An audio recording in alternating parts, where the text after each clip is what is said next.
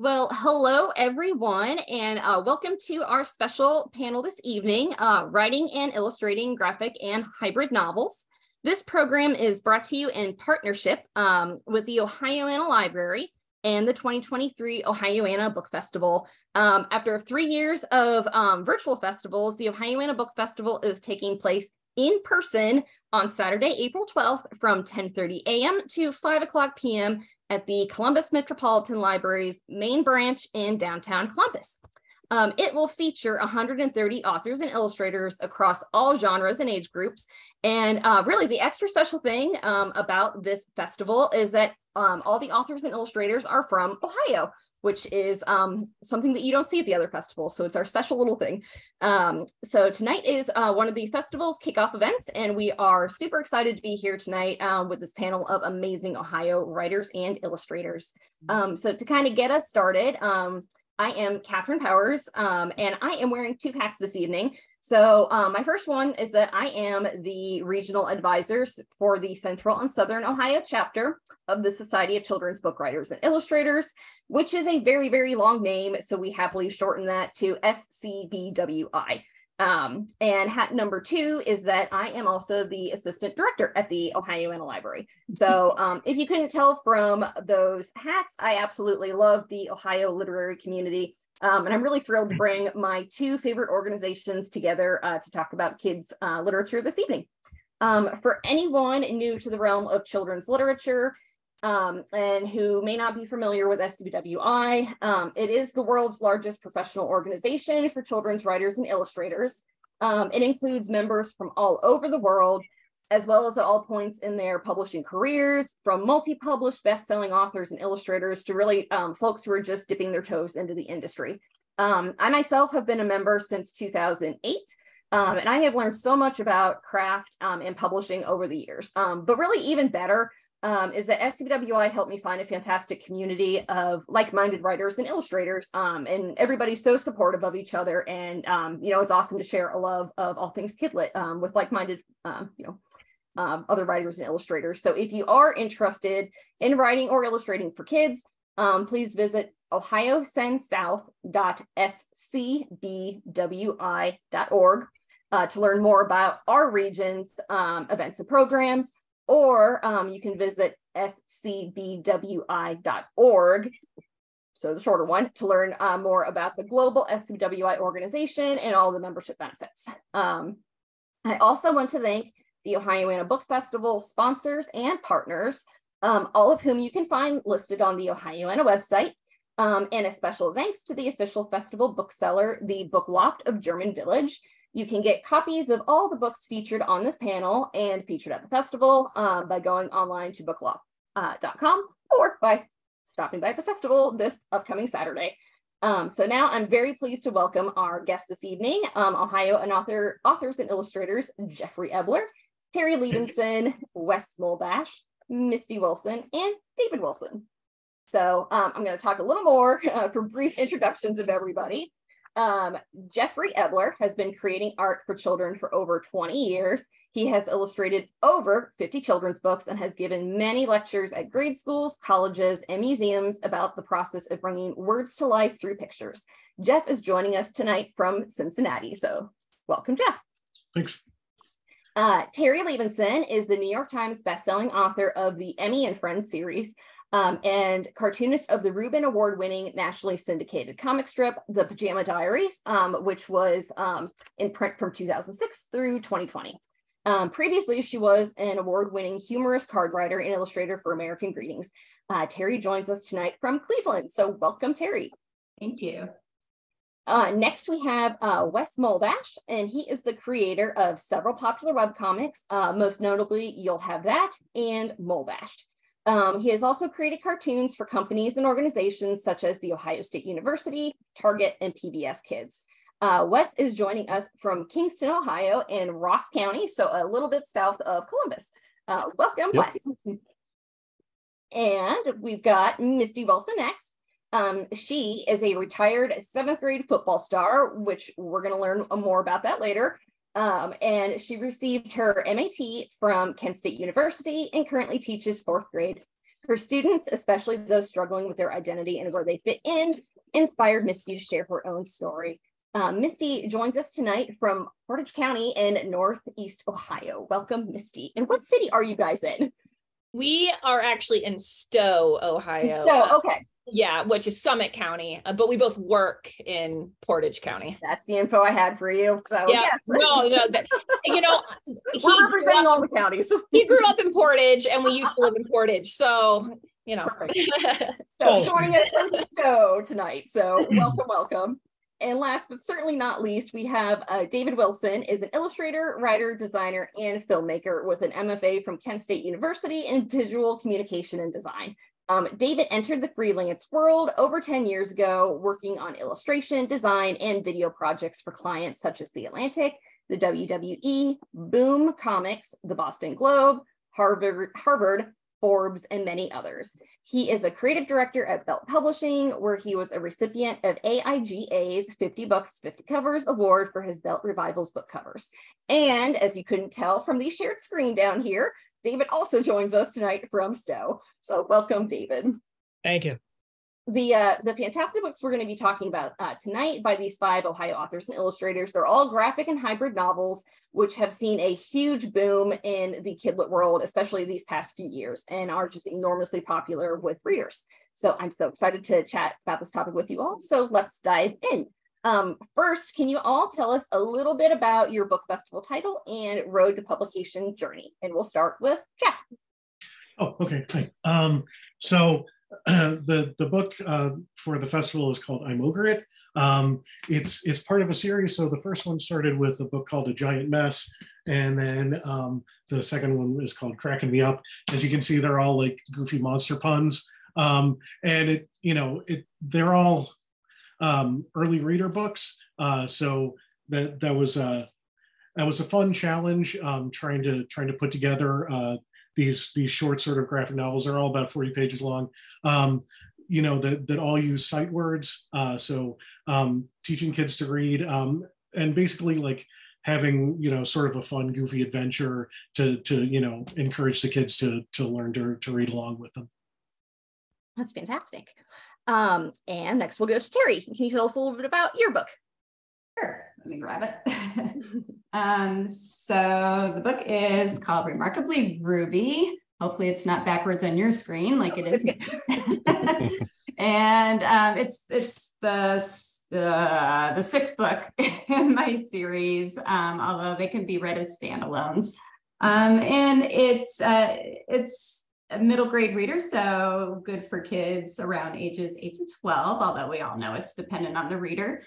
And it just follows the story of 2 girls who are seemingly opposite, Ruby and Mia. They are ex-pals, and it kind of takes you through their journey of ex-palness through how either that continues or gets resolved. I don't want to give anything away, but what's wonderful is they both have their own separate journeys besides their intertwined ones. So Ruby is really into poetry. She's very socially awkward. So poetry is the way she really expresses herself. So she joins the newly formed poetry club at school, kind of comes out of her shell a little bit.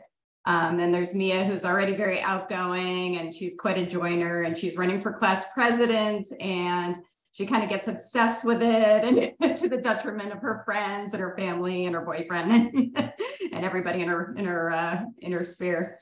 And the book is really about, like most of mine, relationships, friendships, drama, and this one in particular is really about how there's more to people than meets their eye.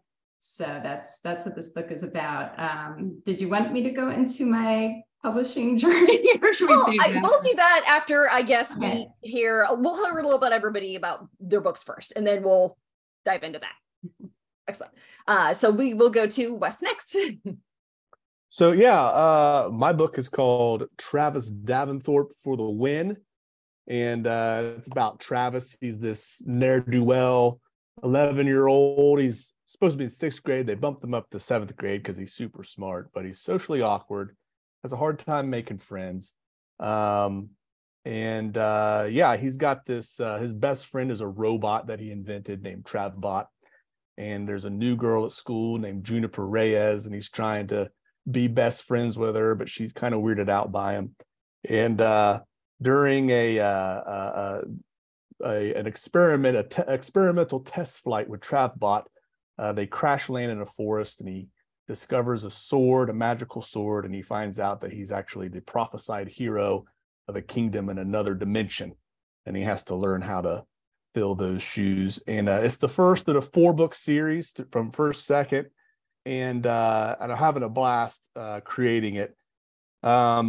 It's an amalgamation of all the things I love: fantasy, science fiction, video games. I love unlikely hero stories. I'm not doing anything brand new. There's a quote from Kevin Smith on the Tonight Show many years ago. He said, "I'm just another spoke on the wheel. I just hope my spoke stands out a little bit." And so I hope this book kind of stands out in people's minds a little bit. It's the theme, like the takeaway that I want readers to have.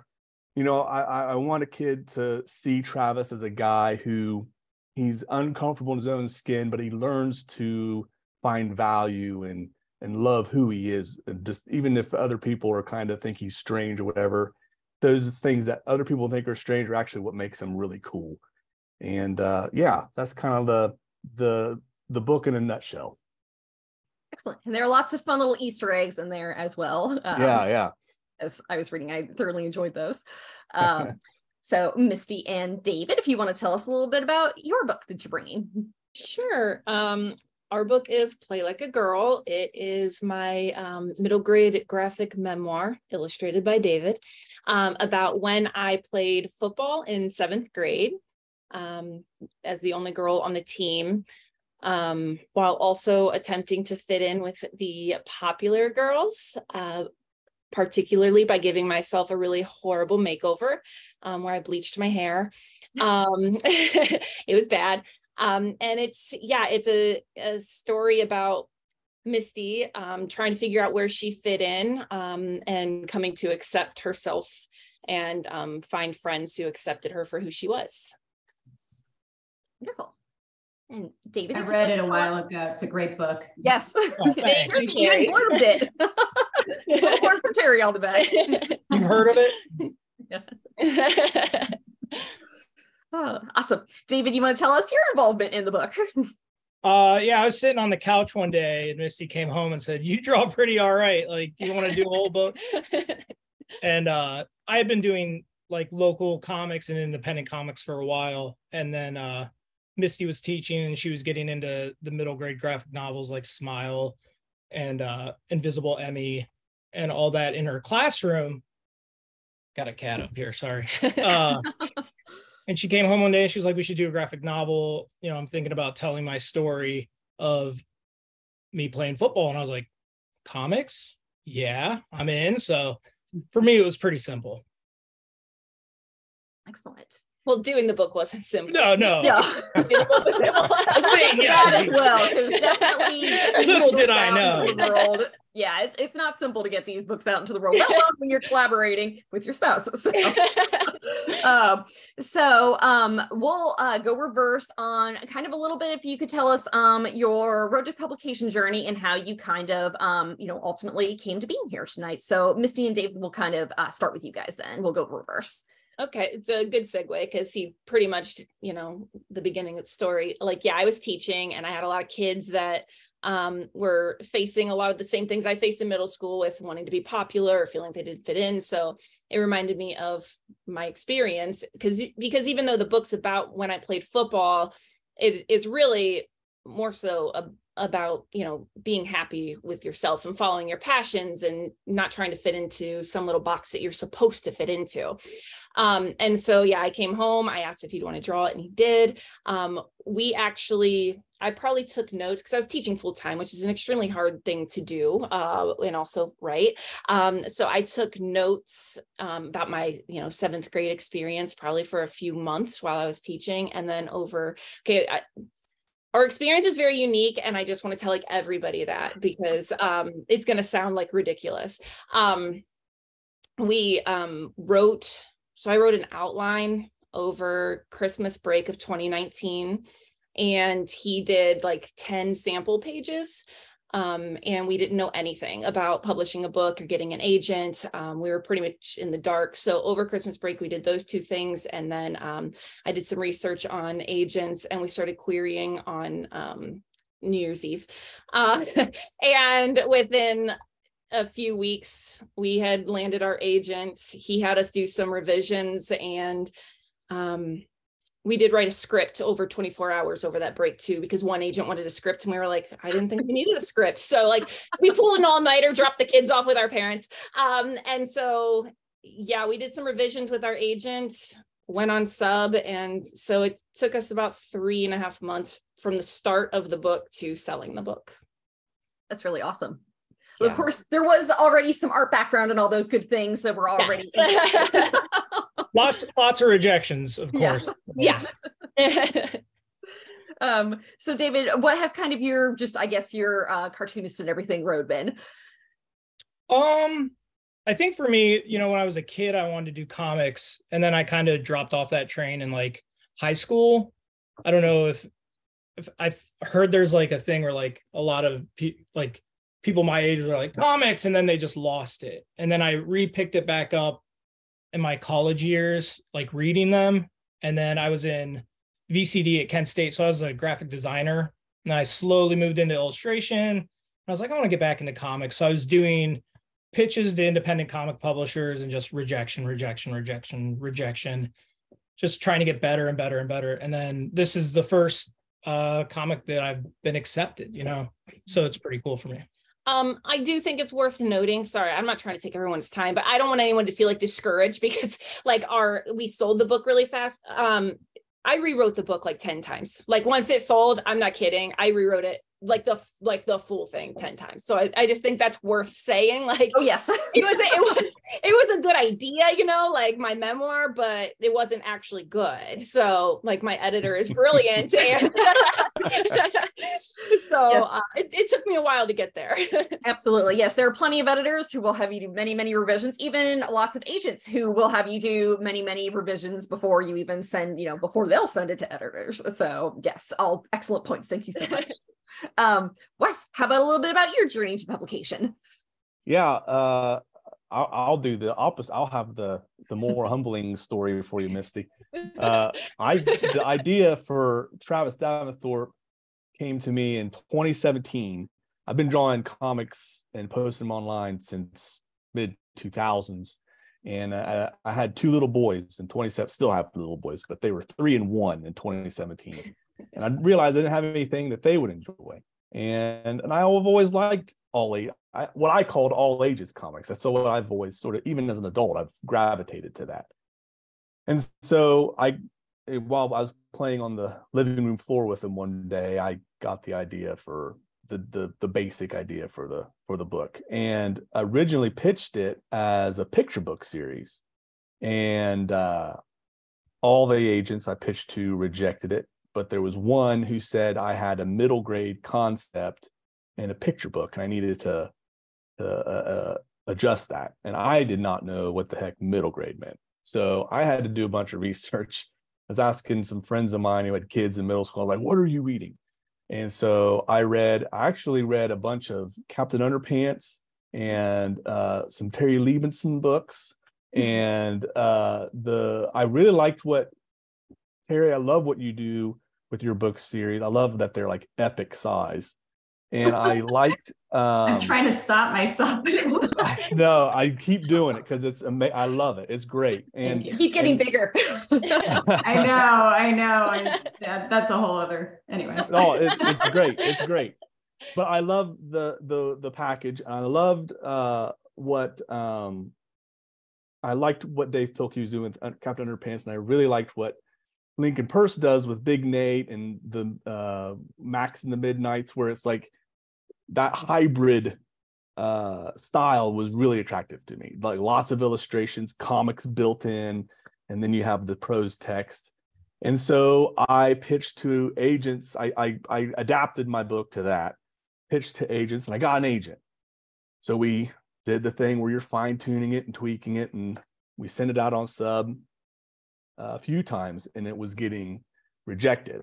And so I had this, basically what I was doing was trying to avoid making a graphic novel because I was scared to death of making one. It seemed like impossible, right?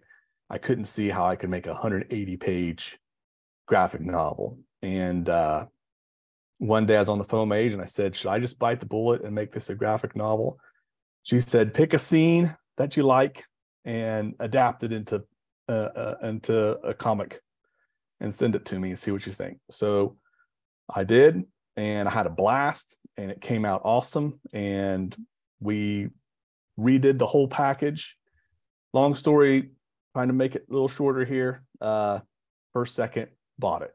And yeah, it's been a lot of fun. And I've now created 2 of them. And they're whoppers. They're 288 pages each. I've actually had my hand slapped and told to make them shorter. I think it's kind of funny that I was scared to death to make a 180 page, and now I'm told I got to make them shorter. But anyway, it's a lot of fun, and it's been a fun journey. And every day I'm learning something new. It's just the whole thing is fascinating. Wonderful. It is. You hear that a lot in the kidlit industry. You know, try to write a picture book and then learn that it's not a picture book, it's something else. And, you know, it can go up and down, you know, writing a young adult and realize that it's really a middle grade and all those sorts of things. So it's wonderful to hear it, you know, how it morphed into what it is today. Mm-hmm. So, Terri, how about your road to publication? Oh, okay. Mine's probably pretty roundabout. Well, sort of, yes, sort of now. I think we're going a little further back than the rest of you guys here. So my big goal originally was not to be an author. It was to be a cartoonist, a syndicated comic strip creator for the newspapers. Do you guys remember newspapers? So back in my day, this was quite the lofty goals. And because I grew up on comics, you know, definitely before the age of graphic novels. And so I grew up reading like comic strip anthologies and Mad Magazine and Archie's and things like that. That was my gateway to everything else. So yeah, my goal was to become a syndicated cartoonist. I was an illustration major in college. I started doing all my assignments in cartoony fashion because I knew even from then I wanted to pursue it. And it took me a long time. It took about 10 years on and off, sending my strips in until my big break came back in 2006. I think that's when I was first published. So I had a comic strip for 14 years, basically, and I loved it. It was great. But I noticed, I want to say back in 2014, I had a lot of cartoonist friends kind of starting to segue into not graphic novels, but the illustrated novels or hybrid, whatever you want to call them, where you have a lot of text punctuated by lots of fun doodles and comics and things like that. And I was talking with a particular friend of mine who had a whole series of these books, and he thought this is something that I should pursue because he mentioned he had kind of an in, and he mentioned a lot of publishers at the time were looking for female writers with strong, you know, female protagonists. And so that's when I decided, let me try. I mean, what harm could it do? And I could take my time, even though I didn't have a lot of time. I took about 1.5 years writing Invisible Emmy on and off. And I wrote it completely as an illustrated novel. And then of course, once I was, and I did the whole thing. I wrote the whole book. I did it without an outline, without any kind of structure. I just wanted to see if I could write. And then I showed it to my friend who showed it to his agent, and the agent said, yes, but try, because there are 2 different characters, to differentiate them, try turning one character's section into a graphic novel. And then I cursed him. And then I did it because it was a genius idea, of course. And now I absolutely love doing the graphic novel portions, especially doing the artwork for them. I absolutely adore doing that. So now I thank him. But from there, this is where my journey, my publication journey, was really off the rails. So my agent ended up,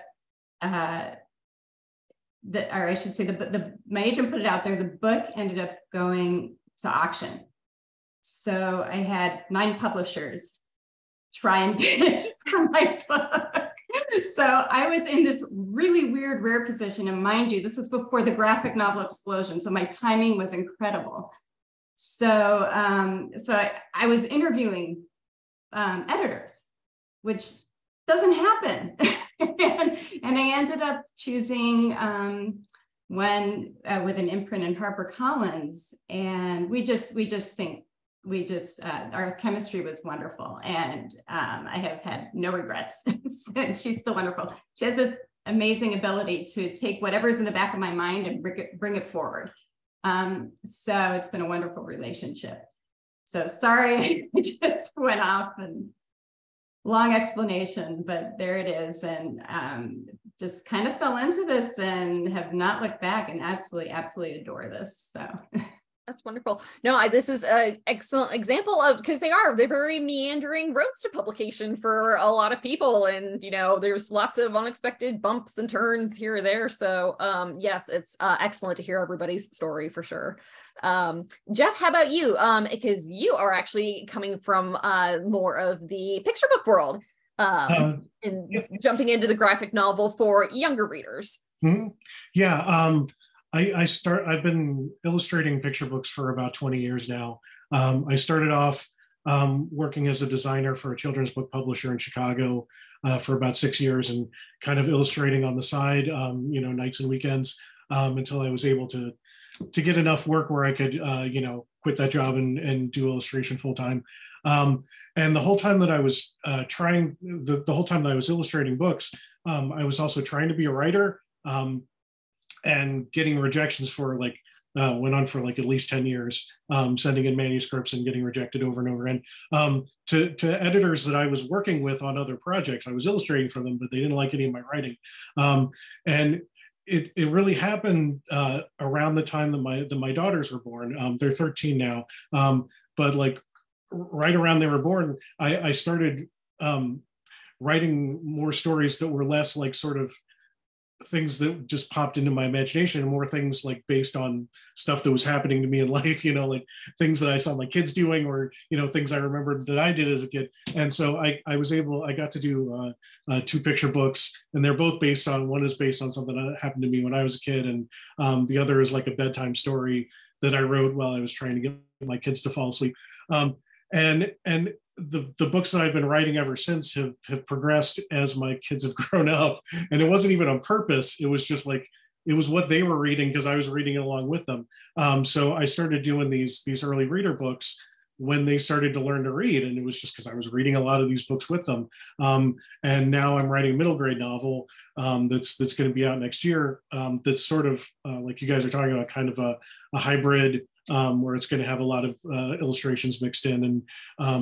And it's because I was reading a lot of middle grade books with them. And so for the graphic novel books, the Giant Mess was the first one. And that was basically a thing where I went in my kids' room and they had, a big mess in their room. And I remember saying, oh, your room's a giant mess. And then thinking, oh, I should totally do something with that. I could do a story about a giant that comes to a town and plays with all the cars and people, their action figures and toys and stuff like that.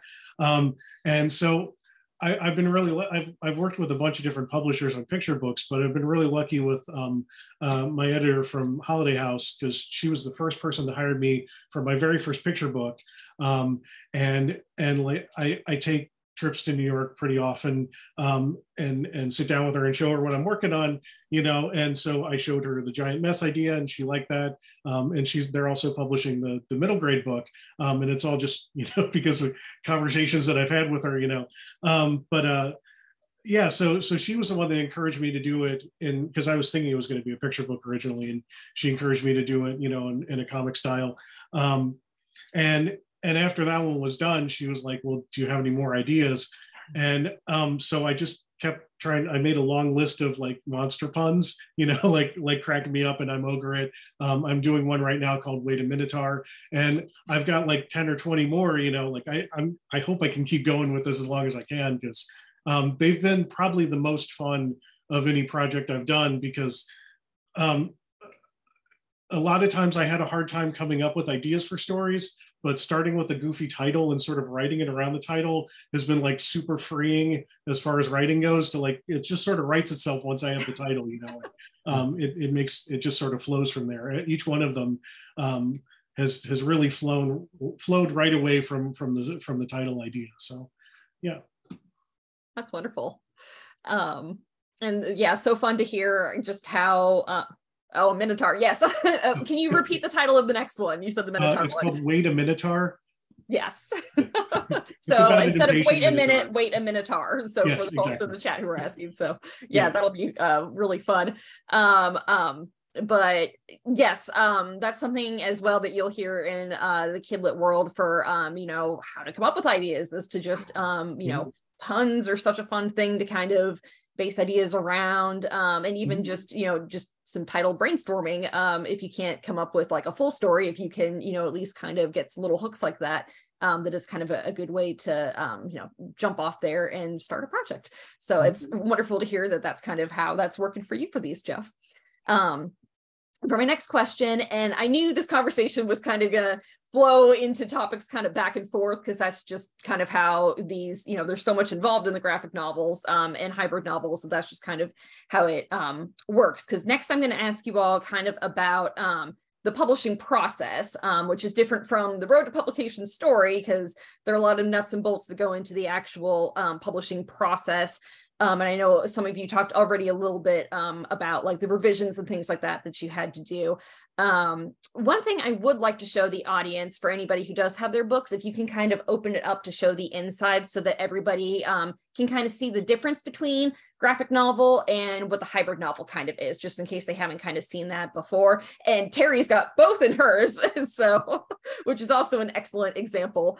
I don't know if you kind of want to hold them up to the screen or anything, if folks can, since we've had you all on at once. So the graphic novel part is like this, where you've got little speech bubbles. As you can see, there's a huge variety of what you can do. You can have like, actually, Wes and Jeff have very similar layouts right now, where they have like, you have a lot of illustrating on one side going into little panels on the other, and it just all opens up. And yeah, so kind of what you think about for like a comic. Terri's got, so Terri's are a mix, as she was mentioning. Yes, you can have full page spreads as well. There's so much you can do with them. And then the hybrid part is this exciting little thing over here too. Love the full spread. The ogre is adorable and ogre it, and I love him.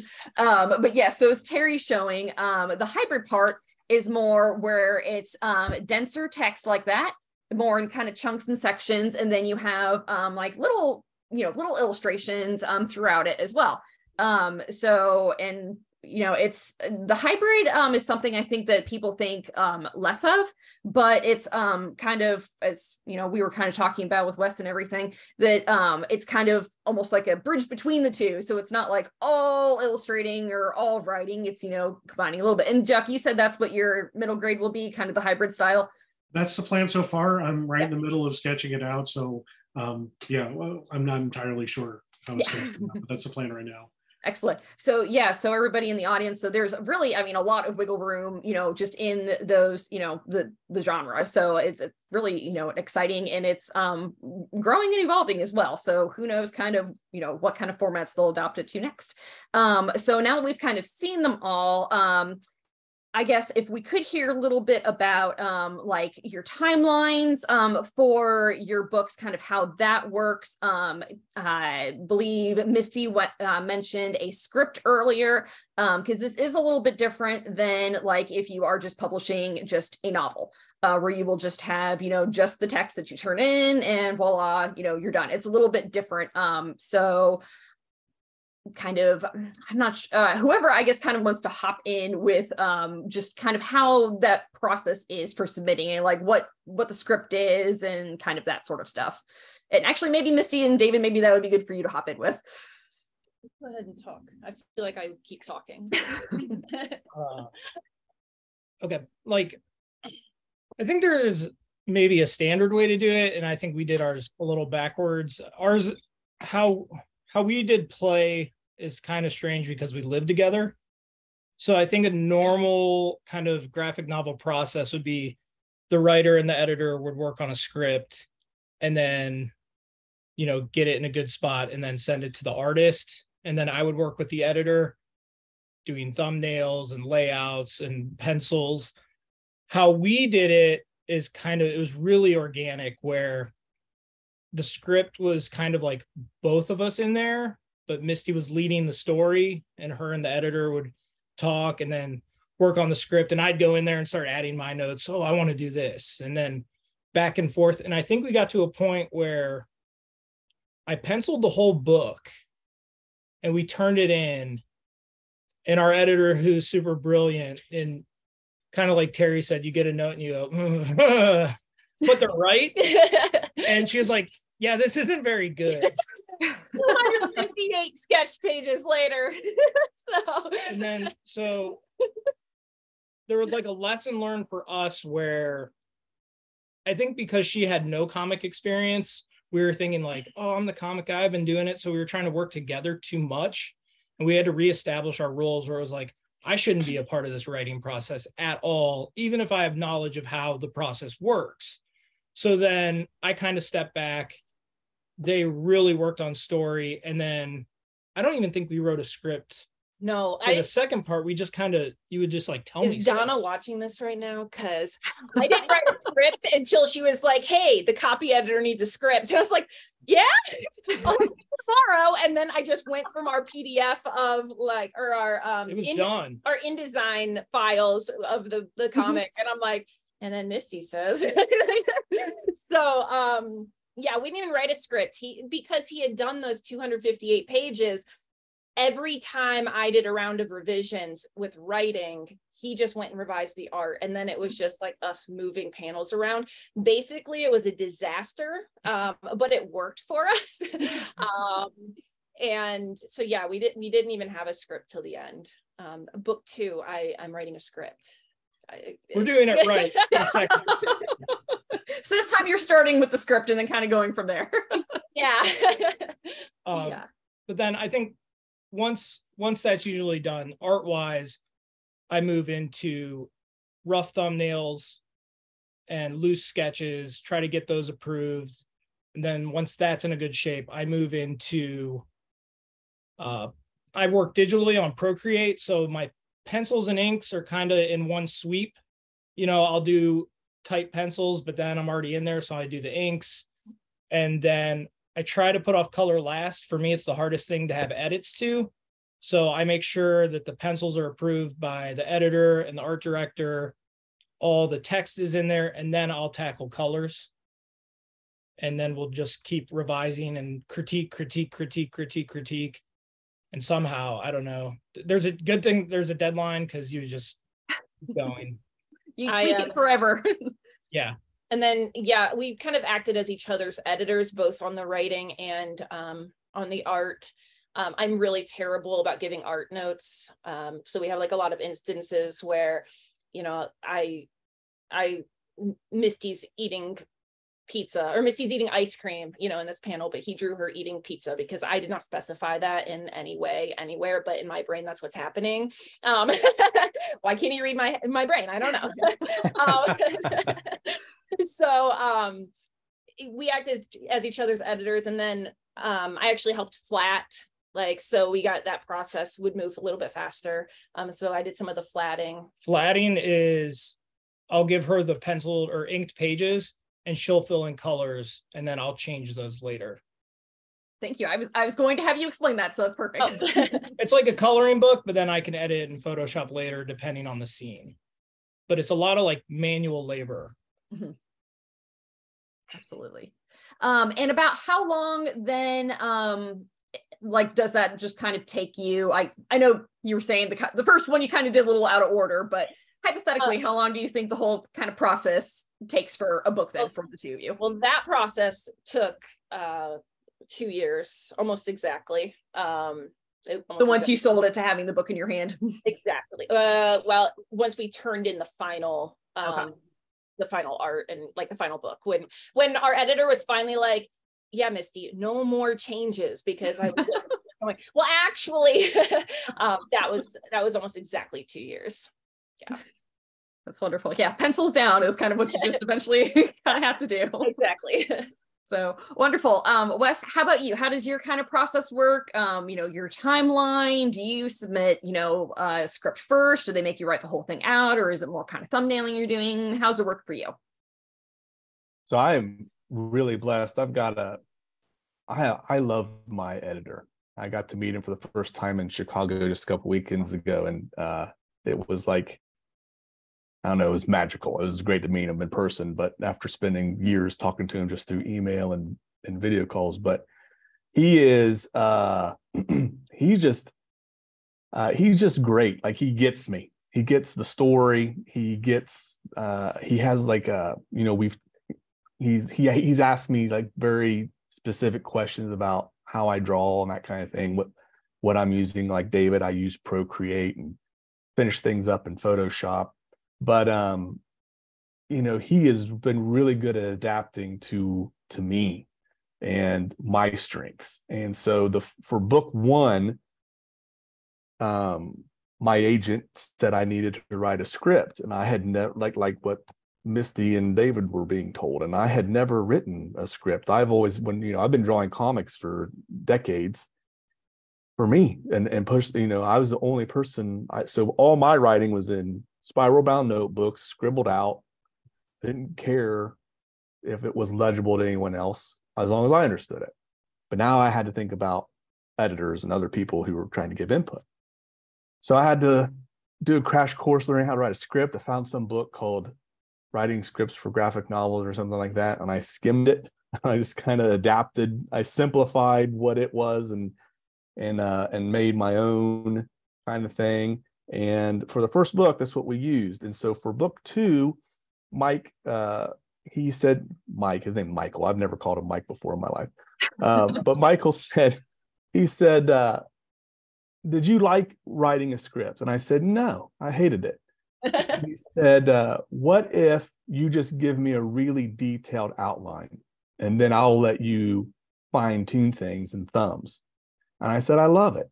And so that was our process for book two. It's the process we're using right now on book three, where I write a scene by scene, and I try to guess how many pages those, and I do my best to kind of ballpark what I think the number of pages will be for each scene. And then he gives me a ton of editorial feedback during that. So right now I'm on my third pass of the outline for book three. And then, but once we've got that kind of where we want it to be, he'll say, go ahead and start penciling it. And so he'll give me a schedule based on scenes. So by such date, I need to have scenes 1 through 5 done, and so on and so forth till the book's complete. And so as I'm turning in batches of pencils, I go to the next batch, and he's editing the previous batch. And then he'll tell me, you've got notes to look at. And what he tries to do is, he understands that it's hard to change art. So in each phase, I get less and less editorial notes. So in the outline phase, I'm getting a ton of feedback. In the penciling phase is when I get the majority of my art notes. So he tries really hard not to make me have to redraw a bunch of stuff. But if I do have to redraw stuff, it's definitely going to be during that phase.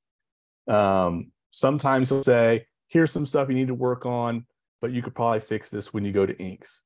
Every once in a while, it's like, I need you to redraw this page and show me something different.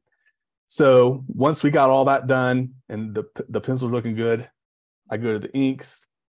And then by the time I get to colors, there's usually not a lot of art notes until we get to the final bit where they put the PDF thing together and they start sending it to, I don't know if you guys have this process. They send it to like the sensitivity readers, and there's like 3 or 4 other editors who I've never met in my life, and all of a sudden they're chiming in, and then I'll sometimes have art notes and stuff there. But the thing is, like, what I really appreciate about Michael is he really tries to not hit me with a bunch of surprises at the end of the journey, and the bulk of the heartburn of when you draw something that's awesome and they're like, this isn't right, and you're like, nah. So that usually happens pretty early in the phase, and that whole process takes about a year for me. About a year and a couple months is how long it took to do book 2, and I'm thinking it's going to take about that long for book 3. Book 1 is kind of hard to gauge because it was in process so long. Like the pretty much the entire outline was on. I mean, there's just a bunch of tightening the screws, and then it was done. Probably took me 8 months or 9 months when that we finally hit the ground with it. So yeah, that's how my process looks. Wonderful. It's so fun to hear as well that even editors are fluid with you, and that, like, no, you don't have to do a script if you don't want to. So that's really wonderful. He sounds like he's great to work with. So wonderful. He's the best. Yes. Terri, how about you? Well, I just realized I think I share an editor with Misty and David. And an agent and an editor. That's right, Dan too. Okay, yeah. So we probably have a lot of overlap in a lot of things. I'm going to discount my first book as well, because that's the learning book.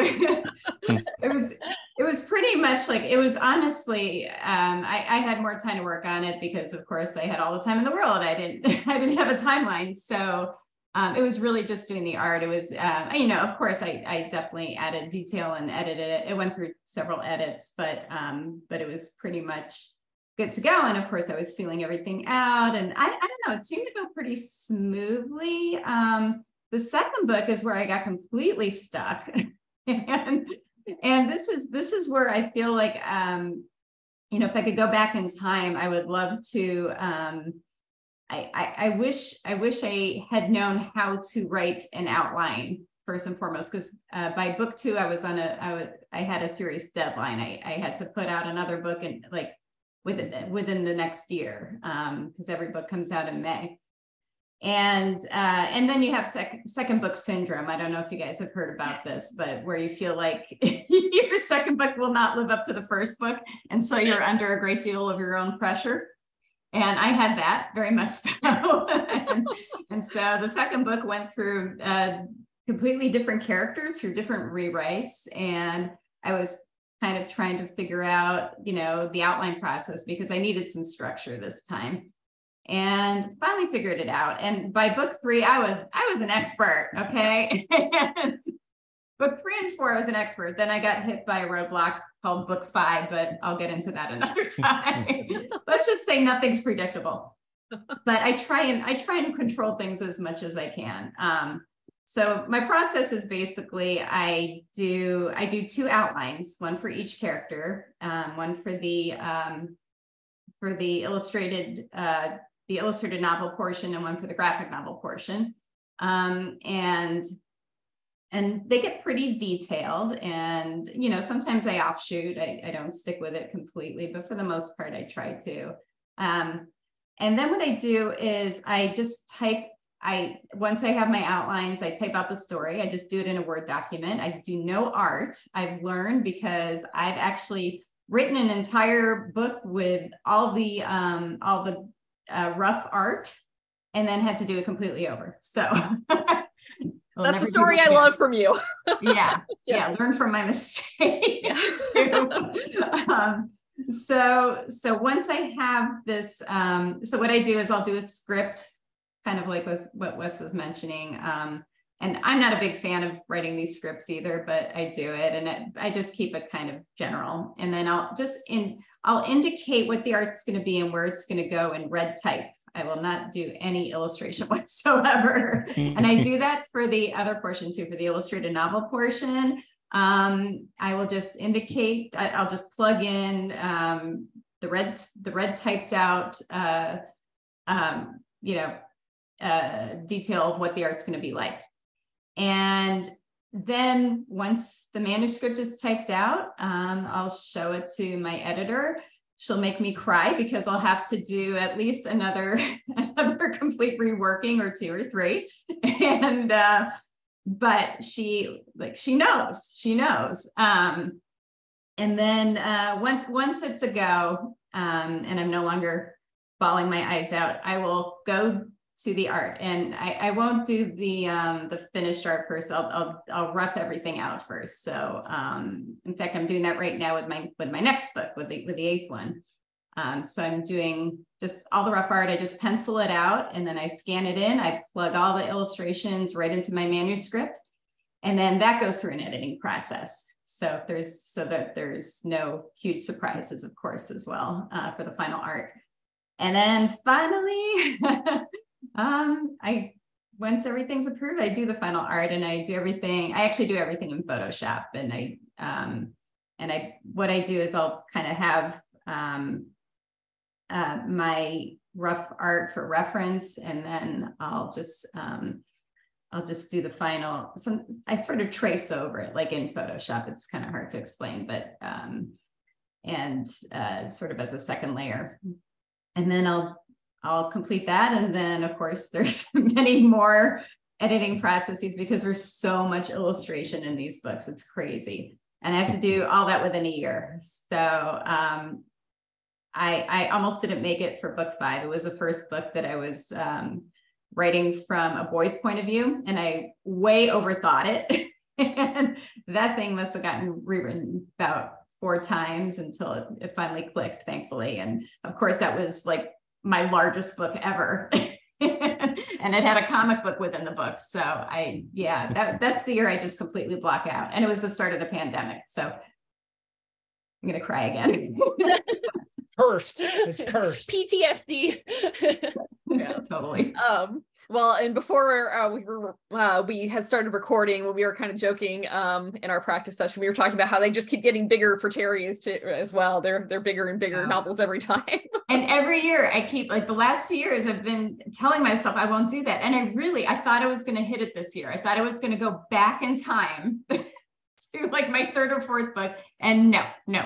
My wonderful editor said, you need more of this and more of this. It's like, well, hopefully all your years of being, doing the syndicated comic, hopefully that has helped you at least draw very fast now, I would imagine. You can probably get those inks in pretty fast. Yeah, you kind of have to. Awesome. And Jeff, how about you? So the comic, the graphic novel books I worked on, I did in Procreate also, because I wanted it to have like a specific, comic kind of look. When I do picture books, that's almost always like acrylic paintings. I got one example. This is a book I did last year called Boostu, and this book was fun because I did. This is the cover art painting for it, so it's like an acrylic painting. And it had these sort of like shadow monsters. I've been doing a lot of monster books lately. I'm not really sure how that happened. And I was trying to figure out different ways, because like in the graphic novels, they were very sort of literal monsters, they're kind of cartoony monsters. But this book, I did these sort of ink blot monsters where I like dropped ink on the paper and blew it around with a straw and stuff to kind of get like these interesting drips and stuff. And they form sort of like random shapes. So each kind of project that I'm doing, I try to like approach with different styles. And they kind of take different amounts of time. Like the early reader graphic novels are pretty short. And I think I did all 3 of them in like a year and a half, sort of like, sort of staggered, so, and that's kind of how I do most things anyway. Like I usually have multiple projects going on at the same time. So like writing one and, sketching one and doing color art kind of mixed in. But each one, I think I had maybe 5 or 6 months to do each one of those. And a picture book is a little bit longer usually, because the actual physical paintings take me a little bit longer than working in Procreate. So that's usually like 6 or 7 months. The middle grade novel was a beast. That was like the biggest learning experience I've ever had, because I think we're going on like maybe 5 years of me messing around with this thing. And it started off as a picture book idea. And then as my girls were reading early chapter books, I had the same advice. I showed an early version to Ohio author Michelle Houts, who was incredible, like at giving advice. She read several drafts of it and gave me tons of great advice. And she said that it read more like an older kid's book. So I tried to make an early chapter book, but that didn't quite work. So I kept getting longer and longer. But then I did like almost 2 complete rewrites because I was trying to figure out, as I was adding on, it didn't make any sense, so I had to weave all the plot points together.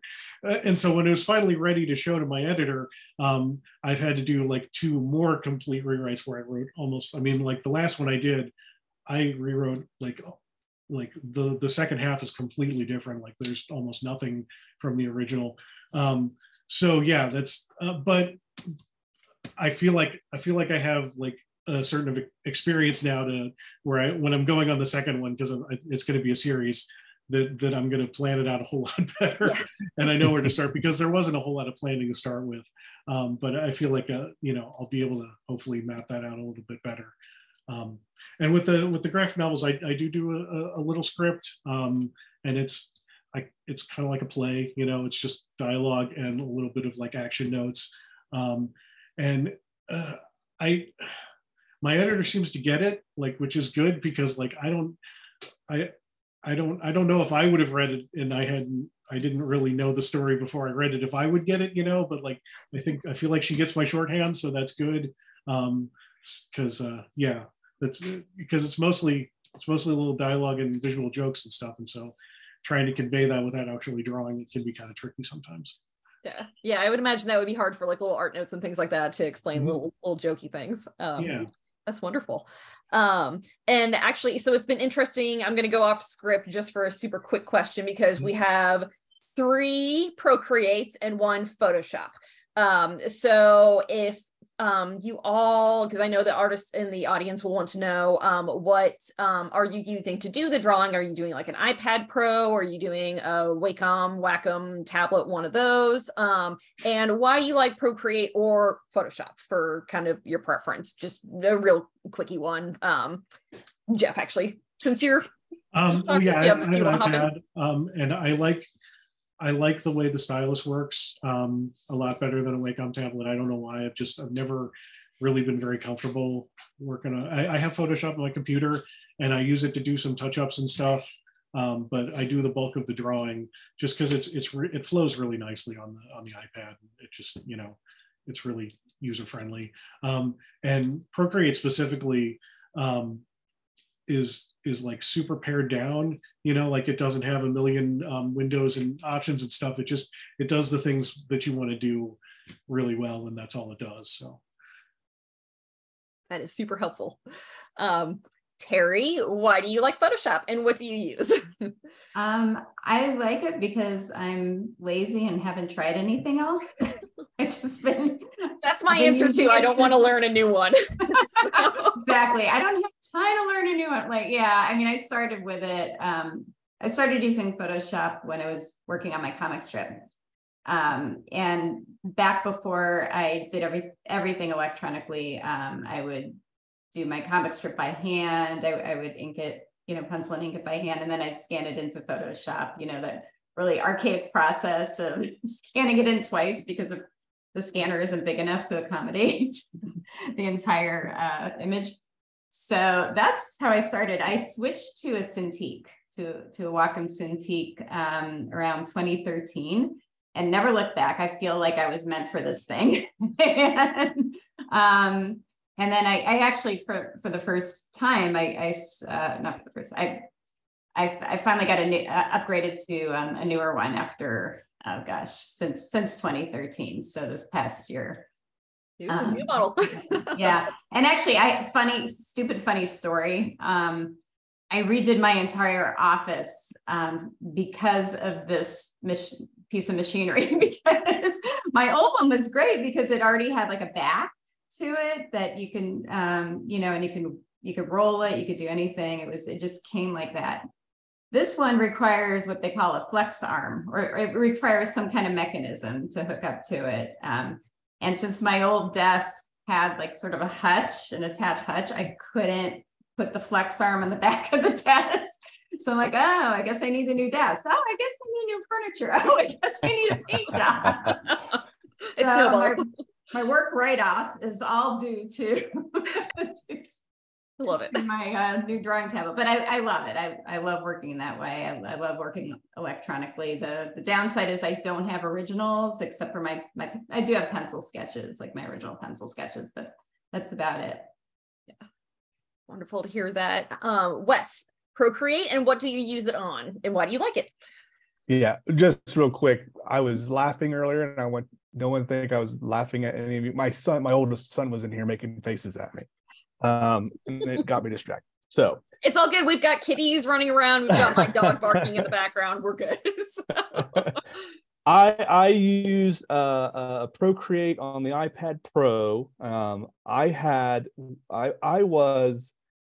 I put off working digitally as long as I could. I was a purist, a traditional art purist for a very long time, and I had one of those smaller Cintiqs, the 12-inch jobbers, and I liked it. But what I would do, I use it basically to color, because that's the part I don't like doing in comics, right? And the Cintiq made coloring fun.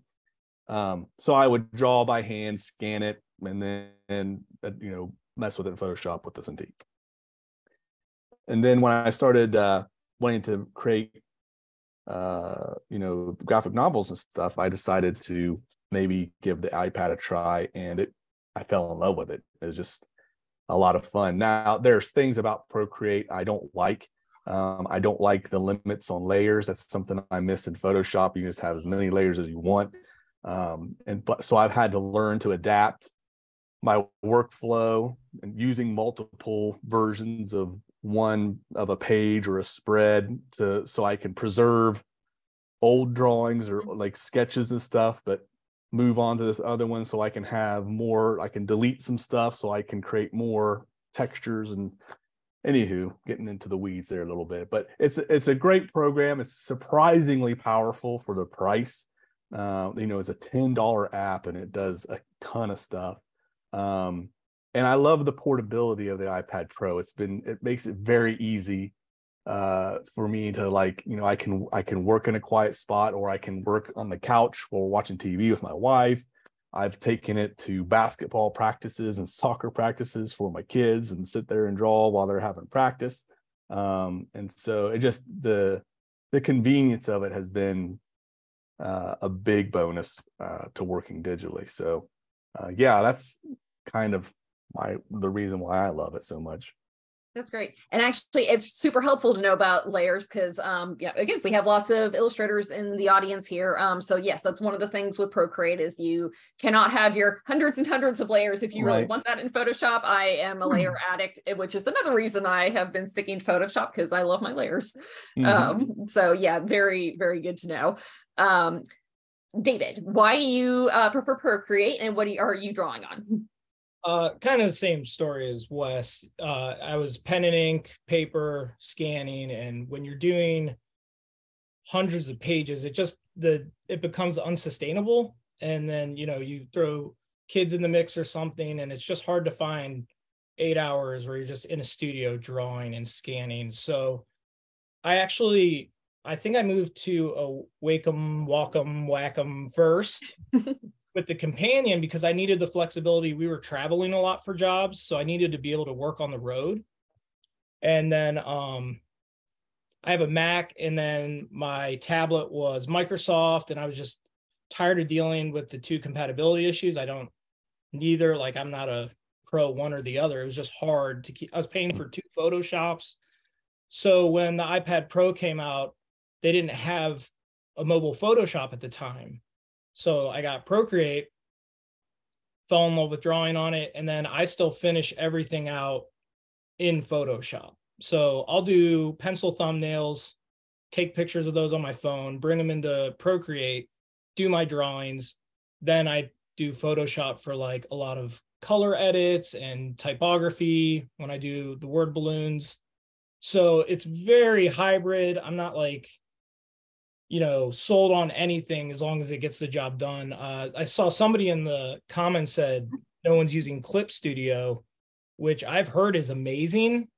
But I think kind of like Terry said, you get stuck on one. It's like, this is my jam now. Yeah. But I've heard Clip Studio. I mean, they have like reference models in it, perspective guides, which I know Procreate has now, but like there's a whole like reference model thing you can do in Clip Studio, which is cool.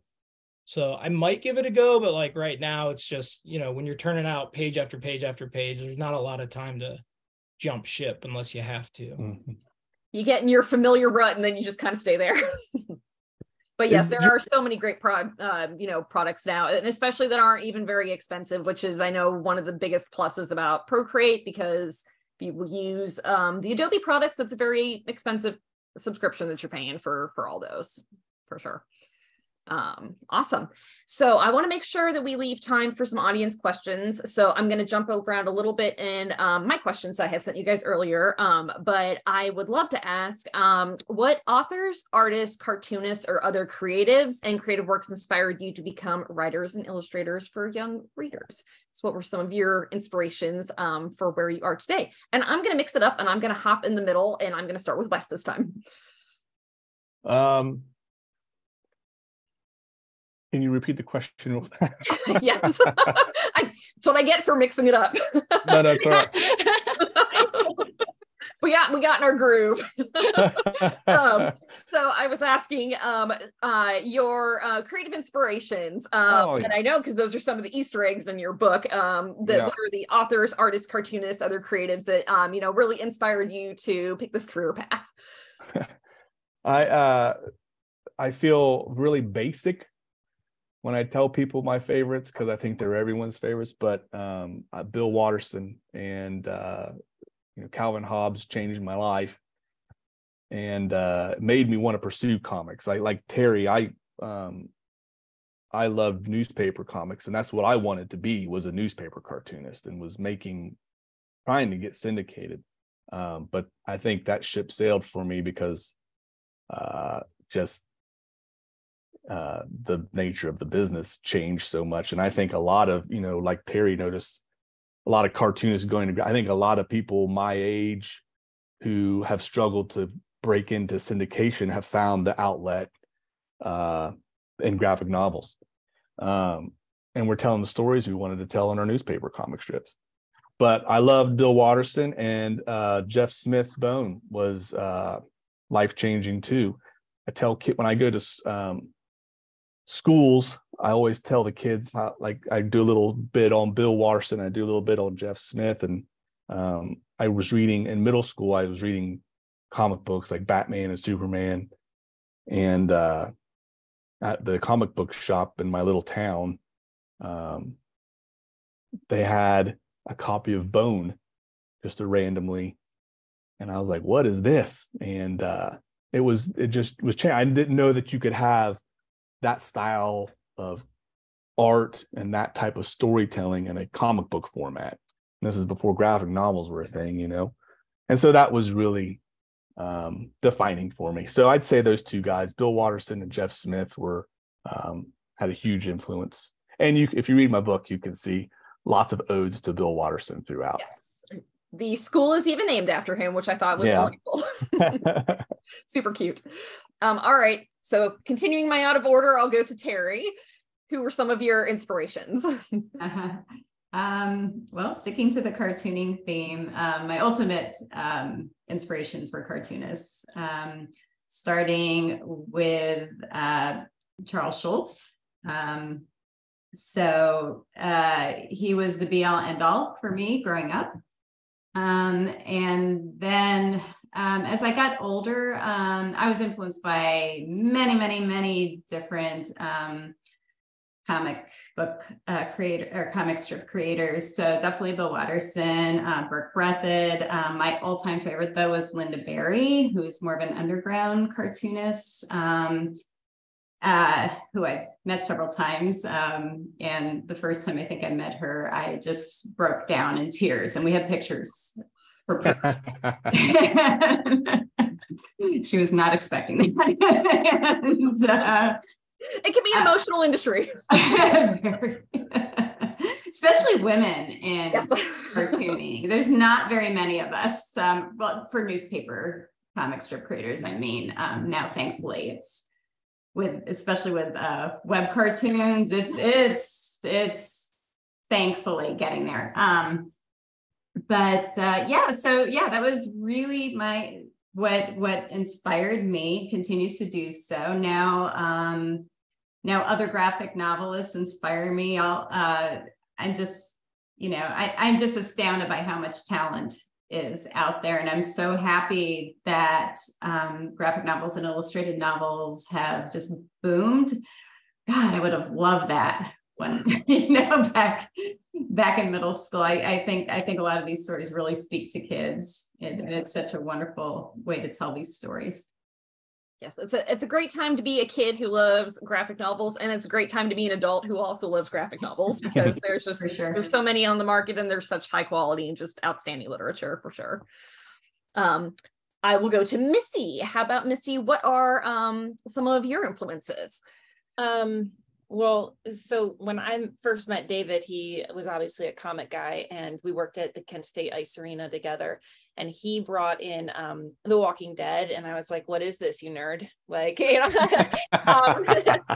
I opened up, it's like the giant compendium, and that was like my first experience reading a graphic novel, and I couldn't stop. So I started liking graphic novels from David with The Walking Dead and Saga and Southern Bastards. But as for like actual writing for young kids was, like I said earlier, when I was teaching, and they were super popular in my classroom. So I started reading them just to like get a feel for, what they were. So Terri was one of them. And then obviously Raina Telgemeier, and Victoria Jameson, and Vera, I don't want to get her name wrong, but Brosgol, Be Prepared, and Jen Wang. So those are probably like the big ones. There's so many more now though. Oh yes, yeah. Like it's so many more now. Definitely, yeah. They've got ginormous sections now in any library you go to in bookstore. So yeah. Yes, you can pretty much pull anything off the shelf and it's gonna be a good one. David, how about you?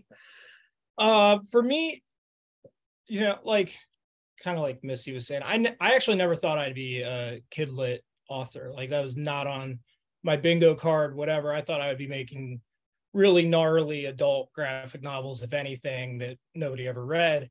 And then Walking Dead, kind of. Yeah, I could draw some gore. Yeah. Like never would I thought I would draw a 7th grade girl playing football. That was which turned out to be a blast, and I loved it. But for me, and like I guess kidlit or like young readers, Mariko Tamaki and Jillian Tamaki, who did This One Summer, and Mariko also wrote blanking on it because I'm on TV. Laura Dean Keeps Breaking Up With Me with Rosemary Valero O'Connell. Yeah. Another one. So this book, and this book. Oh, and CC Bell, that's a great one too. These are like my Bibles. I come back to these once a week just to kind of humble myself and remind myself like this can be what I want it to be. So those are kind of like my introduction to kidlit, because they're YA, young adult, but I read them and I go, I could see how I might fit in here artistically. So those were kind of my biggest inspirations. Yes, for sure. For anybody in the audience, for looking at all our illustration styles right here, they are very different. And yeah, I could totally see you in the YA field as well. So it just again goes to show just with the huge variety that's in this genre, which is really exciting. And Jeff, how about you? Your influences? Yeah, I kind of got into kids books through comic books. I had a bunch of comics. David Kean and John J. Muth were some of my favorites when I was a kid, and when I was in college, they started doing picture books. which is when I really started paying attention to picture books and really started appreciating all the other illustrators that were doing stuff like William Joyce and Lane Smith and people like that at the time.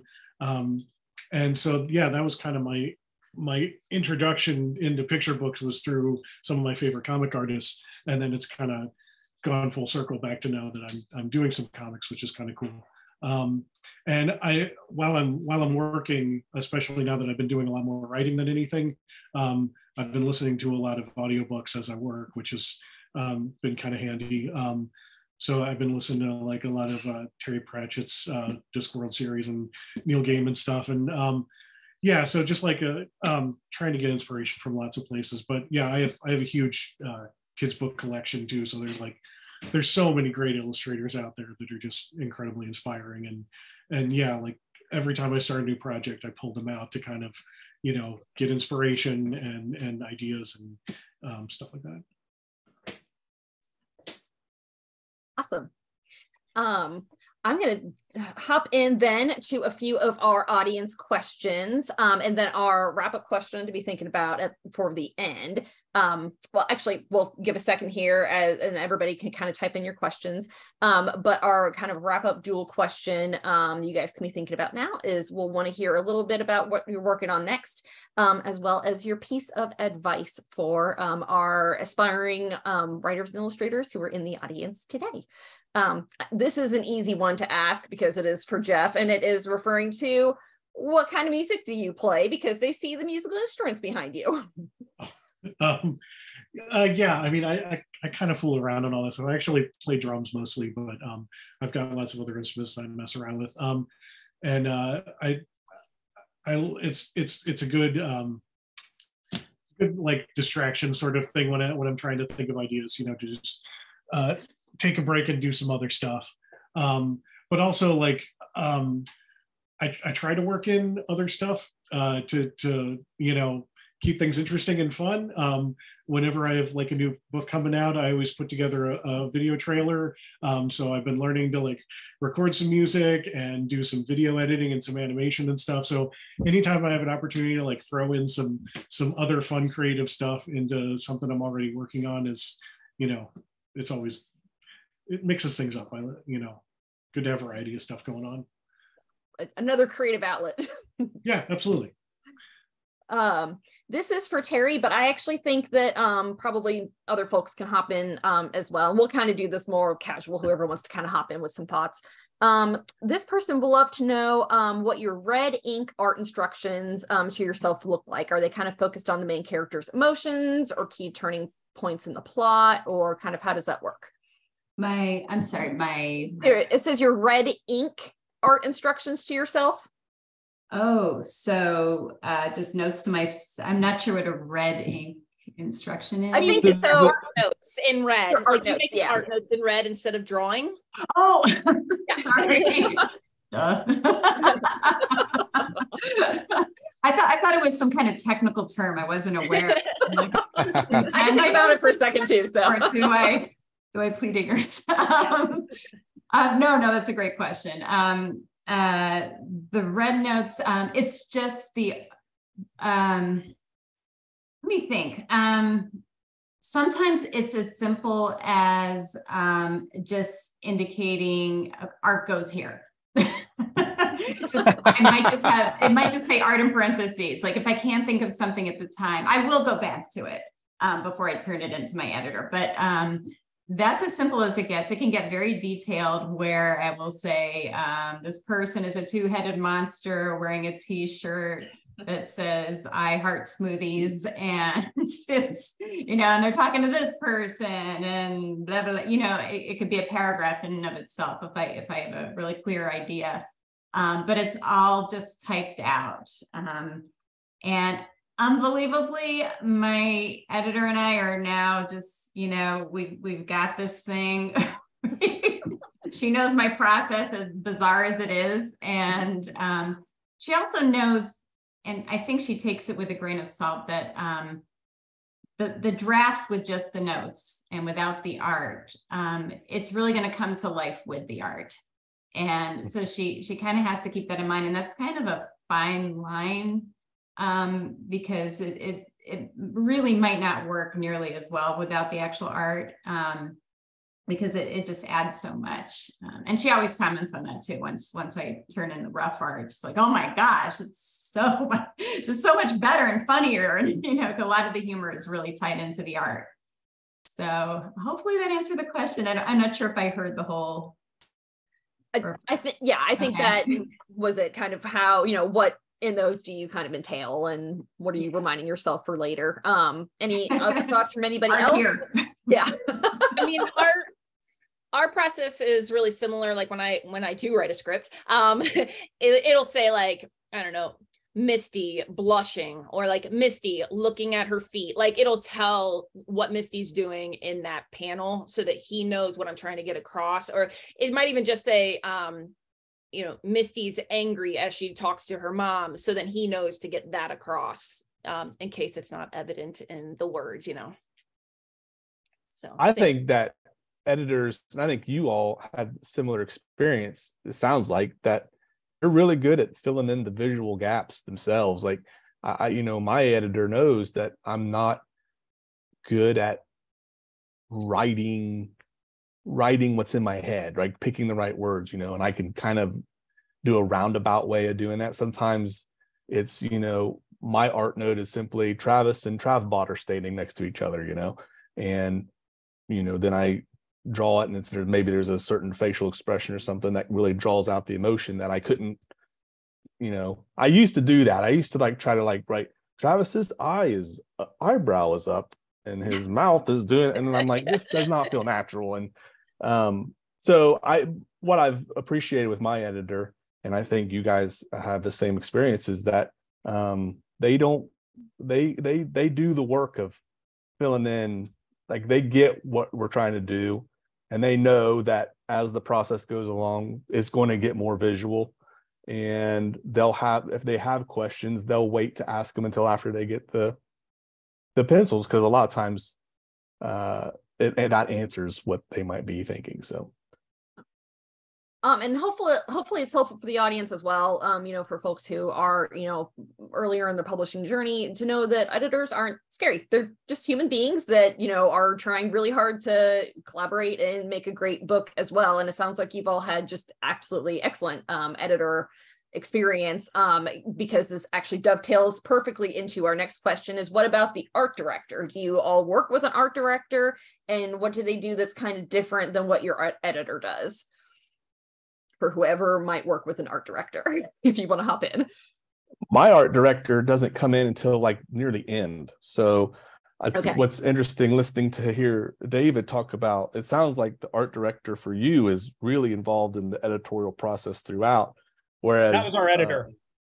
So what's that? That was our editor. Okay. So right. I have an editor who is, through the bulk of it, who is giving me, he's the art guy and the writing guy. And then towards the end, the art director comes in, and really the main thing we work on is the cover, and then the back matter and the front matter and any kind of little extra tchotchkes we add to the package. But and they're great. The art director I have is fantastic, and have a blast working with them. So it's a different experience, and it's a lot less stressful for me. There's not a whole lot. The art director and I are kind of we're both artsy people, so I feel like the communication is sometimes a little smoother, and it goes, the edits and stuff tend to go a lot quicker. But we're also working on something kind of smaller, which is the cover. There's only so many covers. I'll draw up a few thumbnails for different things, and then they'll write me back and give me, what if you try this? And it doesn't take, usually it's a couple passes and it's ready to go. Mine was similar with our art director. She came in kind of when the book was nearing the end, and I know we did a lot of color changes where I kind of made a lot of things, my color codes were a little bit wrong, and the printings came out too saturated. So we had to go back on maybe 2 or 3 night scenes, and I had to desaturate some things, because when the printing hit, it was in CMYK, which is the 4-color printing process. but it was still too heavy that they were like, all the inks were piling up and making it too dense. So that was where the art director and I really had to like troubleshoot some things. And it was a lot of production work and figuring out the speech bubbles and the typography. I gotta start using the word tchotchkes. Yeah, add that to your list, man. I want to pick that up. Tchotchkes, I like that. That's an everyday word around here. Yeah, I gotta start pulling that out. So does your art director, do they have access? Do they have like a test printer or someone local that they do a couple runs of some pages, or do they print the whole thing out? And we did it. I forget where they sent it to. It might have been like Canada or Spain or something, but it was mid-COVID and like printers were down. So I think it went third party, but I tried to pick, I think we did one page from every scene. So I had a nice reflection of the book. I think it was 35 pages total. And then we could see the night scenes, the day scenes, the bright scenes, the dull scenes, and kind of get a good thing. In that first batch, we just saw that the night scenes the computer looked great and the print looked bad. Yeah. That's brilliant. Yeah. So it was really nice to have that and go back and fix it before they print X amount of copies. And it's like, you can't see the people in the background because the value comes. Yeah. That's really fascinating. Jeff, how about you, since you have worked with, the art director for picture books versus kind of the graphic novel format? Yeah, so it's the same sort of deal. The art director tends to be sort of doing stuff in the background. I'm mostly communicating with my editor on projects, but when I send it around to sketches, I know that the art director is placing the type and stuff like that, and usually when I communicate with the art directors near the end, when it's stuff about the cover or it's stuff about color correction at the end and things like that. I don't know how all of you do your word bubbles, because with the ones that I've done, I put them on a separate layer, and I sort of they set the type, but like I made it so that they were able to make the bubbles bigger and smaller, so and move them around in case something didn't quite fit, because it looks really weird if the type is pinched in a strain, if like it goes up too close to the edge of the word bubbles and stuff. So I set those all up as like a separate layer so that the art director could move those bubbles around and make them larger and smaller if they needed to. That's the main difference between doing the comic stuff than the picture book. And how about you, Terri? It's pretty similar, I think. It's not the word balloons. I made the mistake with the first book of hand lettering everything without making a font of my handwriting, and now I'm just in too deep. So totally cursed myself. But my art director, she's wonderful. She does, the similar things, like mainly placing all the tchotchkes and see how I brought that back again, and the covers, etc. But she deserves a raise, honestly, because she has to place every piece of spot art and wrap text around it, and the placement, in these in the texture chapters. It's just got her work cut out for her. But I do go over everything. I just make sure everything looks good, and that's sort of my editing process. And it's a nice well-oiled machine by now. I lay out books for a company here in Cleveland, and your books have got to be a nightmare. Oh, they are. I send this woman gifts. You should, yeah. Are you against having a font made of your handwriting? No, but the problem is it's too late. because once I say it's never too late. Well, it isn't. It isn't, but I've actually tested it out, and it looks so bizarrely different from the rest of my books. it's way too even. It's too perfect. I get it. Yeah. It's not horrible and slanty and weird. Like, Hey, I'll tell you, maybe this. So I was just on a panel with Jeffrey Brown, okay. and he said what he does. So he hand letters everything. What he does is actually types it and then lays his drawing over the typewritten and then traces the letters. Where and was I'm he? like, why have I never thought of this? Where was he so long ago? Right? So there you go. You know, That's great. Maybe that will end up being, Terri, your big advice for everybody in the audience is to make a comment with your handwriting first before you're in too deep. Yeah, I think that's definitely one of my maybe my main regret. Not that it's, but it just creates so much more work. Totally created more work for myself, but it's all good.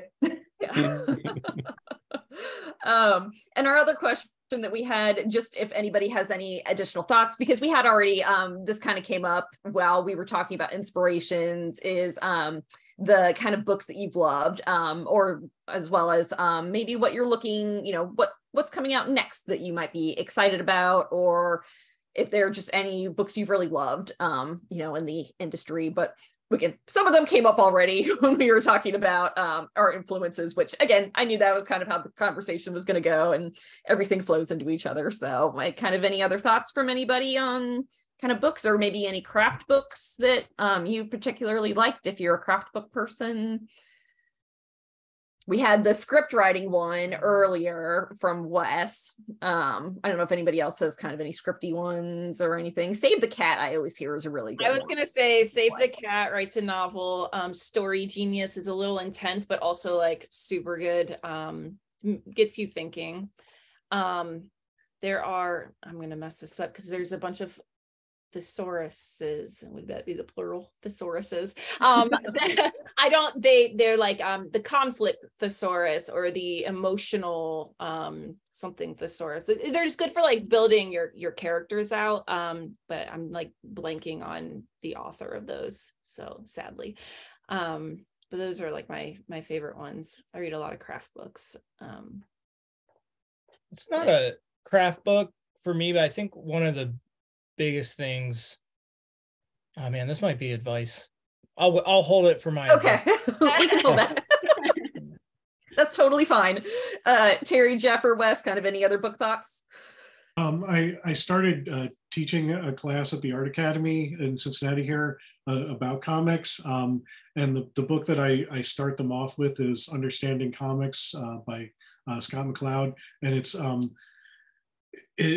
I like it because it's written in a comic book style. Like the whole book is illustrated, and all of the explanations of how comic panels and all of the structure of timing and stuff for a comic is written out in a comic book style. And it's worked real well in explaining to my class, like when they're first learning how to do comics, things about timing and pacing and panel structure and stuff like that. Excellent. And Terri, I read a book called Writing, I'm going to mess up the title. It was something along Write Your Novel from the Middle. Oh, I just heard about that one. Yeah, and it's a pretty quick read, and I actually think it's not meant to be, but I think it's a nice complement or companion to the Save the Cat book. And the idea is that there's this middle point in your story where your main character has this epiphany where they realize what they were doing was wrong, and now they got to do it this way. And it references a bunch of movies and stories you've seen and points out. And I thought that was a really clever way. I think the books about, story beats are helpful. And what's funny is the first book I used those beats, like I was very rigid. And the second book, I used them a little bit. And this third book, I completely didn't worry about it. And I think they're helpful to a point where I think if you are trying really hard to hit those every single beat, I think you're kind of missing the point of it. And so, but they are helpful in at least getting like your creative juices working. As far as like a book a series that I've actually like a recent thing that I've really enjoyed. I'm a huge fan of Mike Cavallaro's Nico Bravo series. It's a ton of fun. I have to like not read it when I'm making my books because it makes me hate what I'm making. It's just really good, really well drawn, and it's really cool characters. I highly recommend it. Heartstopper is one of my favorites that we didn't mention. YA, obviously, but that's a good one. Mm-hmm. Sorry, my internet there had a little glitch for a second. I was worried it was going to kick me out, but it looks like it's back now and it's okay. Sorry about that. I'm sorry, Terri, did you have anything to add to that? Honestly, I mean, I have read different books in the past. Honestly, I can't even remember what they are, although I've definitely heard of plenty of the books that you guys have referenced, and some of them I'm still meaning to read. In fact, the Scott McCloud one, I can't believe I haven't read yet, and I'd actually like to read it. Really, as far as reference goes, I just read other people's books, other people's graphic novels or illustrated novels, and then I try and kind of remove myself from them for a while, so that I don't appropriate anything by accident, or they're not too much in my head. But that's and I think a lot of it is just the time factor too. Like I can read, you know, a middle grade graphic novel here or there, and it gives me enough of a reference point, and then I could kind of move on. But otherwise, not in a while. But I do think it's a good idea to read what's out there, and to, you know, and I also think it's a good idea to take your own stories and be, you know, and have your own original story out there, especially since the graphic novel and illustrated novel market is so saturated now that that you definitely want to have something that you feel is like authentic and personal, and, you know, comes from your own place. Wonderful. I kind of veered away a little bit, but no, all good. So this has been tons of fun. So we'll do our final question, which, if you can all let us know what your next, you know, what's kind of next for you, as well as your piece of writing advice for everybody in the peanut gallery today. And we will do official alphabetical order this time and go with Jeff. Oh, well, I kind of already talked about what's next. I've got the middle grade novel coming out. It's called Jerry, Let Me See the Moon. It's all about this town of this boy who ends up in this town full of were creatures. So they're all different people that turn into lots of different sorts of animals. And I've got my next in the series of early reader comics coming out, called Wait a Minotaur. I've got a little golden book coming out too, which I'm really excited about. I did one about Willie Nelson, and I've got one about Bruce Springsteen coming out next year. So I'm super excited about that too. That's so awesome. And as far as like advice, I think that the best thing that I could possibly say is like putting yourself out there as much as possible, trying to meet people as much as possible. When I was first getting started, SCBWI was huge for me. I lived in Chicago, and they had an illustrators group that I would go to all the time. I made so many contacts and got a lot of my first projects through that. And just taking trips to New York and doing face-to-face, you know, portfolio reviews with editors, because you can go into lots of publishing houses and just bring your work to them, and they'll tell you what they think, and then hopefully they'll remember you, you know. So like getting those personal contacts through doing things like SCBWI conventions and meeting editors in as many ways as you can, so that they remember you when they have a project that might fit the kind of stuff that you do. That's wonderful. Yeah, SCBWI is great for making connections for sure. Most definitely. Terri, how about you? Sure. That was fantastic, by the way. Let's see. God, I'm so discombobulated. I'm trying to think of what I've got going. I've got book 8 in the series that I'm working on right now. I think I mentioned that I'm doing the rough art as we speak, which is quite a bit of fun and kind of mindless, which is nice too. Unlike the writing part. And the one downside of doing the series, and I cannot complain because I absolutely love doing the series, but I don't have much time to do any other type of projects. I've started so many and they're just kind of sitting and filed, waiting for me to complete them. But these books pretty much take up the entire year for the most part. I have maybe like a couple weeks where I can start brainstorming other things. So that's a downside because there's so much else I'd love to do. So it'll just get shelved. But book 8 is going. It's really fun. It's going to involve a boy and a girl character, and mainly about a boy again. Now that I've pushed through book 5 with my first boy. And as far as advice goes, I'll give a little practical advice. You guys probably already know this, but just in case, I think the one thing that really works so well for me is stepping away from my work a lot. And I feel like every time I step away, even if I put my writing away or my art away for even a day or two, just coming back with fresh eyes always helps me so much. It's almost like I could be my own editor that way. So, which is kind of good, like going back to the projects that I can't work on right now. When I see those things with fresh eyes, hopefully I'll know what to do. Yes. Yeah, a little distance can work wonders. So it's okay to put projects in, the drawer for a little bit for everybody in our audience. And you don't have to write something and immediately send it to, an agent. You can sit on it for a little bit, look at it with fresh eyes and all that good stuff. So right. Great advice.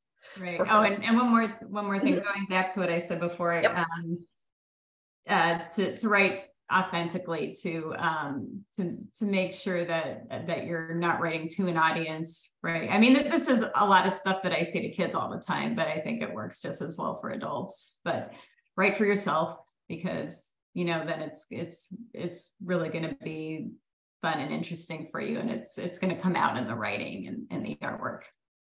So, I love it. Does it? Wonderful. Wes, how about you?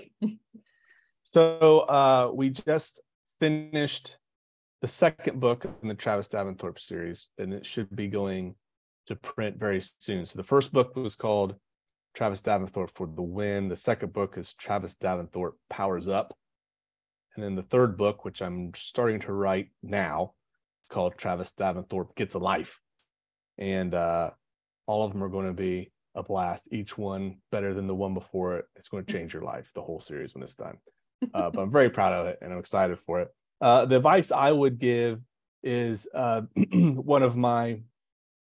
very blessed to have some awesome mentors, excuse me, who have given me great advice. But there's this one piece that was given to me years ago, and I've held on to it, and it's served me well for decades now. Jeff Millett, who draws the Fraz cartoon. Oh, I love Jeff. Oh, he is one of the coolest, kindest people. Oh, yeah. He was giving me, this was back in the early 2000s. I would mail him my comics that I was working on. He would write back with notes on them, and it was just amazing. And we were emailing, and I was dealing with a lot of doubt and self-discouragement. And he said, Wes, your road to publication is going to be filled with obstacles. Don't be one yourself. And that has just really resonated with me, because I am a person who, I struggle with depression, a lot of negative thoughts, and I have to constantly remind myself, I got to get out of my own way. And you got to keep moving forward. You got to get out of your own way. And you got to, there's going to be a lot of doors that shut, but it only takes one person to say yes. One agent to say yes, one editor to say yes, and then you're the doors are open. You've got a published book. So just stick with it, and don't doubt what you're doing. I think if you're trying to make something authentic, like Terri said, you're trying to make the world a better place in some small way, trust that. You have to get your work out there, and that door will open somewhere along the way. This is excellent advice. Good for the long roaders for sure. So wonderful. Thank you. And Misty and David, is your next project, is it a collaboration again? Or are you doing individual projects? Kind of what's next for you? Well, we had a 2-book deal. So we are working on book 2 right now, which, assuming that it doesn't end up being something else, because this is the 3rd book 2 that I've written. It's right now it is another graphic memoir about when I found out that the man that I thought was my dad growing up wasn't actually my dad, and that my real dad lived in Florida, and it's about the road trip my mom and I took to meet him for the first time. So we're thinking that's gonna stick. I have to turn in the script here soon. That should be it. But we also both have our individual projects, both YA. His is unannounced. Sorry, I'm speaking for you. I just do that. And mine is on sub. So we've got other things going on individually as well. So there's that. Do you want to give you a piece of advice first? You want me to go? You can go. Okay. Ideally, you're telling a story that only you can tell in the way that you are telling it. That said, my piece of advice would be to keep an open mind when you give your manuscript,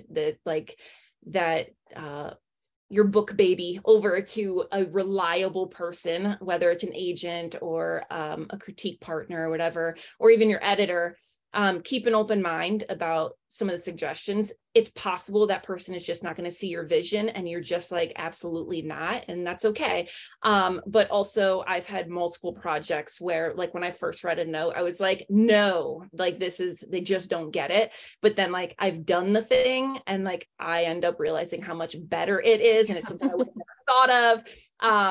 And so I would say, like, keeping an open mind, not being willing to kill your darlings and restructure your story and just think of it in a different way is probably one of the most important things.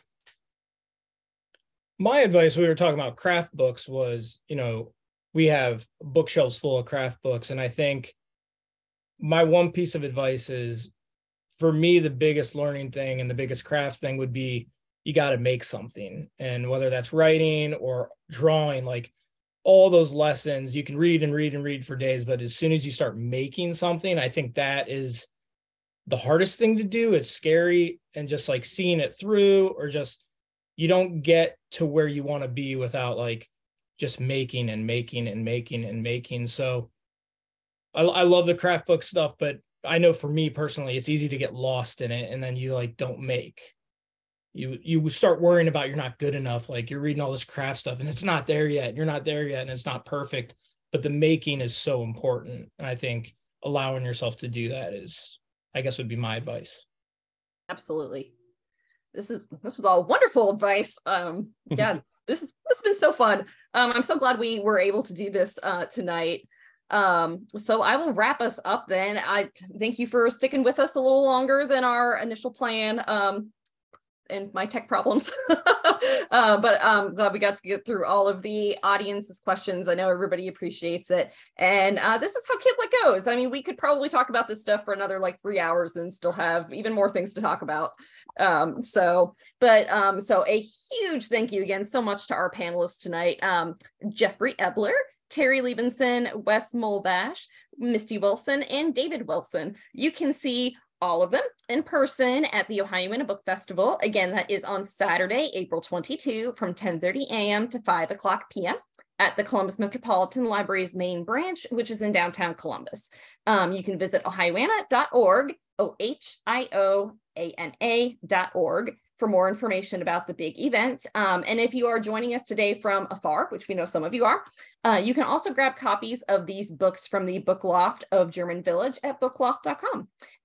Just so it's kind of something special is that a portion of every book sale for the festival does actually go to Ohioana and helps make events just like this possible. So a big thank you as well to all of the book festival sponsors and partners, and thank you all so much for joining us tonight. This really has been tons of fun. I've loved getting to know all of you better, and we hope to see you all in person at the festival. And so thank you so much, everyone, and good night.